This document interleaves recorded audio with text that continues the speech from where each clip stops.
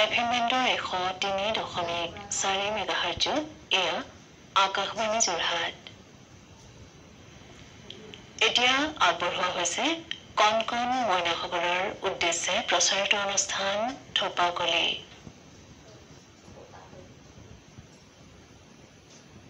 আকাশবাণী যোৰহাট আৰম্ভ কৰিছো কণ কণ মইনাসকলৰ বাবে প্ৰচাৰিত আমাৰ বিশেষ অনুষ্ঠান থোপাকলি।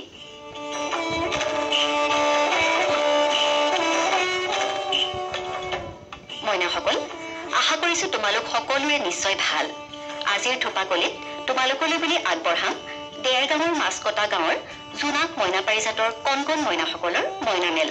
অংশগ্ৰহণকাৰী মইনাসকল হৈছে জাগৃত কাঠবৰুৱা, দেৱাৰ্চনা বৰা, সুকন্যা ভৰালী, অনুষ্কা ভৰালী, অনন্যা ৰাজখোৱা, মৃন্ময়জ্যোতি বৰা, অভিজিত ভৰালী, ময়ূৰী কলিতা, অভিলাষা কলিতা আৰু বৃষ্টি ভৰালী।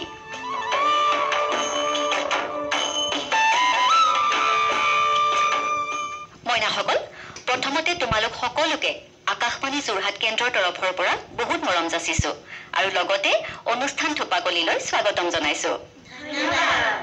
বাৰু কোৱাচোন, কি খবৰ তোমালোকৰ? ভাল। আজি তোমালোক আমাৰ আকাশবাণী যোৰহাট কেন্দ্ৰলৈ আহিছা অনুষ্ঠান কৰিবলৈ, কেনেকুৱা লাগিছে বাৰু? আগতে শুনিছানে অনুষ্ঠানটো ৰেডিঅ'ত? শুনিছা? আজি কি কৰিবা তোমালোকে অনুষ্ঠানত? ঠিক আছে, খুব ধুনীয়া।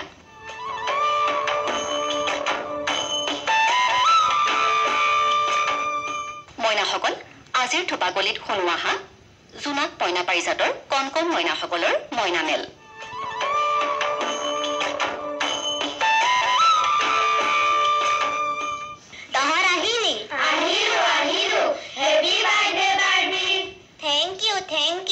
তহঁত বহচোন, তহঁত অহা খবৰটো মই মাক দি থৈ আহোঁগে।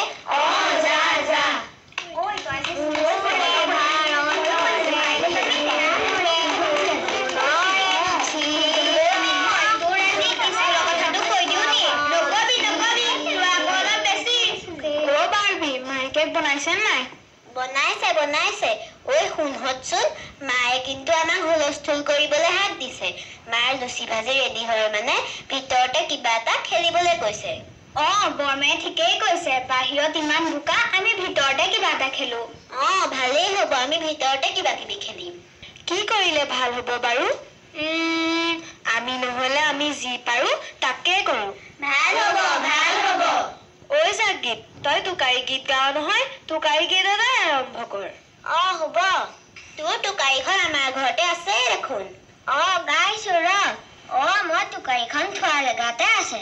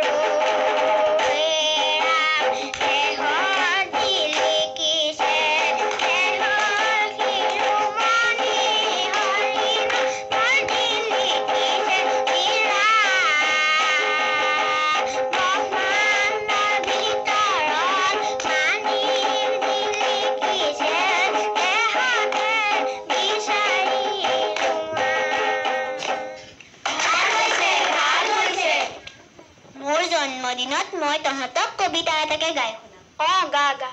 কবিতাটোৰ শিৰোনাম আইতা মোৰ আজি মনটো বৰ বেয়া। কবি স্বপ্নালী কলিতা। জানা আইতা মোৰ আজি মনটো বৰ বেয়া।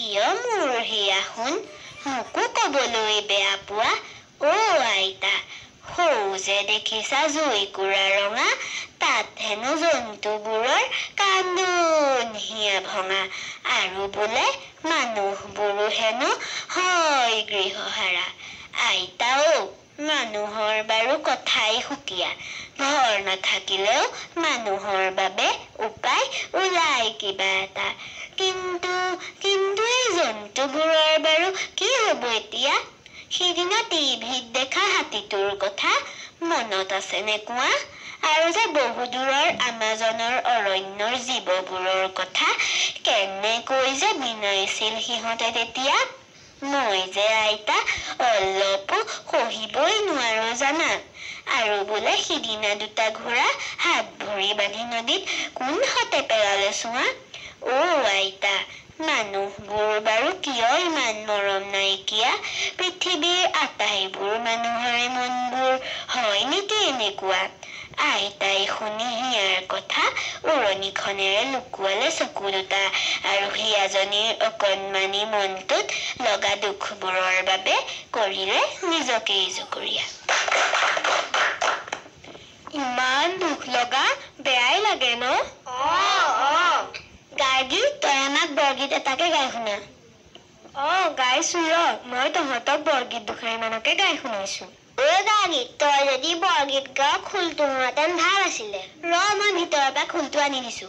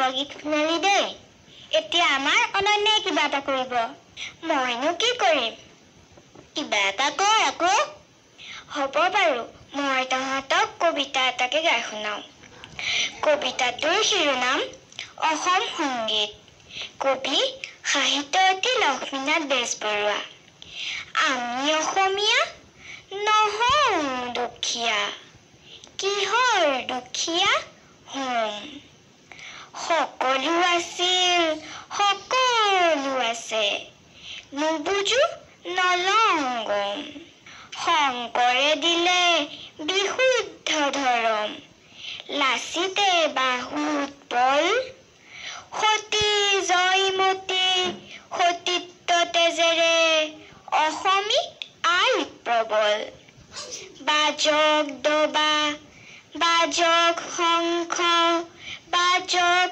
মৃদং খোল অসম আকৌ উন্নতিৰ পথত জয় আই অসম বোল যতন কৰিলে সৰু বৰ হয় তামুলী মোমায়ে ক'লে ৰজা হৈ ৰাম ৰজা হ'ব পাৰি ৰুদ্ৰ সিংহে দেখুৱালে শংকৰাচাৰ্যৰ গুৰু অসমীয়া কুমাৰী ভট্টৰ নাম জগত গুৰু হ'ব পাৰি ভট্টই দেখালে কাম বাজক দবা বাজক শংখ বাজক মৃদং খোল অসম আকৌ উন্নতিৰ পথত জয় আই অসম বোল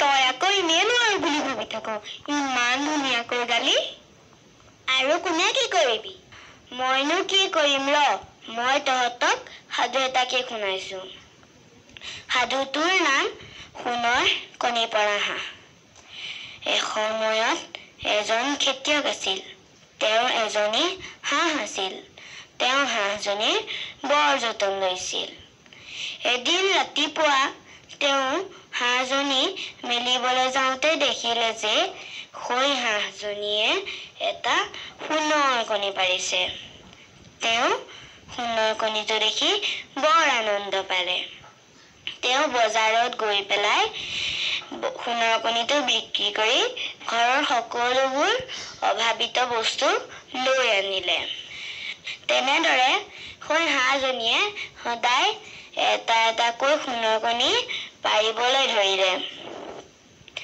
এদিন খেতিয়কজনে ভাবিলে সেই হাঁহজনীয়ে যদি সদায় এটা এটাকৈ সোণৰ কণী পাৰি থাকে তাইৰ পেটত দেখোন আৰু ঢেৰ সোণৰ কণী থাকিব সেইবাবে তেওঁ গৈ পেলাই হাঁহজনীৰ পেটটো ফালি পেলালে তেওঁ হাঁহজনীৰ পেটটো ফালি দেখে যে সেই হাঁহজনীৰ পেটত এটাও কণী নাই তেওঁ হাঁহজনীৰ পেটত কণী নাপাই ভাবিলে মই নিজৰ ভৰিত নিজে কুঠাৰ মাৰিলো ইয়াৰ পৰা বাৰু তহঁতে কি বুজিলি কচোন তয়ে কৈ দেচোন ইয়াৰ পৰা আমি বুজিলো যে আমি যিমান পাওঁ সিমানতে সন্তুষ্ট হ'ব লাগে বেছিলৈ মুখ মেলিব নালাগে ৰ মই এতিয়া তহঁতক কৌতুক এটা কম বাহিৰৰ দেশত মূৰে মূৰে খুন্দা খালে কয় আই এম চৰি আমাৰ দেশত আকৌ মূৰে মূৰে খুন্দা খালে কয় আকৌ বামাৰ নহ'লে শিং গজিব এইটোৱে বৰ হুমুৱাই দেই ৰ মই তহঁতক কুইজ এটা সুধিম বিশ্বৰ ক্ষুদ্ৰতম নদীদ্বীপটো কি মাজুলী মিন্ময় মাজুলী বৃহত্তম নদীদ্বীপহে ক্ষুদ্ৰতম হ'ল উমানন্দ এটা কুইজ মই সুধিম অক্টোপাছৰ তেজৰ ৰং কি নীলা মই বাৰু তহঁতক সাধাৰণতে সুধিম উত্তৰটো পাওঁনে নোৱা চাম সুধোন বাৰু বাটে বাটে যায় মুখ নিদিয়াকে খায় পাৰিহঁত ঐ মিমু ঐ মনা তহঁত দুজনীয়ে একো নাই কৰা যে কিবা এটা কৰ আকৌ মা লুচি ভাজি হলেই কৰিছো ৰ আমি দুজনী একেলগে ৰাভা সংগীত এটাকে গাইছো ৰৈ ৰৈ কেতেকী বিনা অমাতৰ মাত ৰৈ ৰৈ কেতেকী বিনা অমাতৰ মাত কৰে সমনীয়া লগে চেমনীয়া উৰণীয়া মেলি দিওঁ হাত অমাতৰ মাত জোনবাই আনিবি শাৰী পাতি উমলিম শীতানতে শুৱদিম সোণৰ সজা অমাতৰ মাত ৰৈ ৰৈ কেতেকী বিনা অমাতৰ মাত আজিলৈ খেল শেষ এতিয়া আমি খাই নহত বল আজিৰ পৰা কৰবাত কিবা পাতিলে আমি কিন্তু এইবোৰ খেলহে খেলিম দেই হয় মিন্ময় ইয়াৰ পিছত তোৰ বাৰ্থডে নহয় জানো হয় খাই বল